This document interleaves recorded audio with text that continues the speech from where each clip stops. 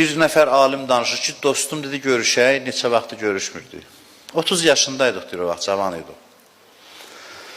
Deyir, gəldi dedi ki, dəhşətli dərəcədə sıxıntılarım var, problemlərim var.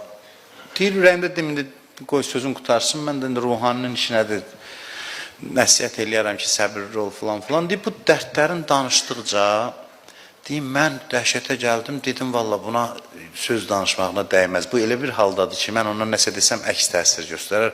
Yaxşısı budur, mən heç nə danışmayayım.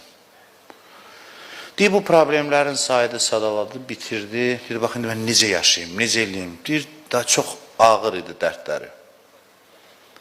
Deyir, heç nə danışmaq qərarım yox idi. Amma birdən Allah deyir, dilimə saldı. Allah fikrimə saldı. Dedim ki, neçə yaşım var? Dedi, dostluqda bilirsən, yaşıdıq.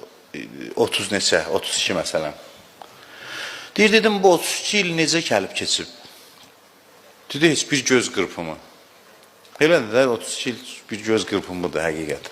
Bir göz qırpımı. Deyir, dedim, bundan sonra nə qədər qalmaq fikrim var? Dedi, əşallah elə ölüm versin, sabah ölüm çıxım yerində qalmaq. Deyir, dedim, bu söhbətləri qoyaq qırağa. Məsələn də maksimum, dedi, bir 40 il. Məsələn, maksimum. Deyir, dedim ki, bu da keçəcək bir göz qırpımı. Deyir, bir göz qırpımına görə bu qədər hay-həşir salmısan.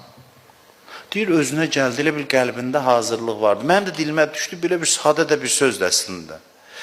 Deyir, nə yaxşı söz dedin sən mənə.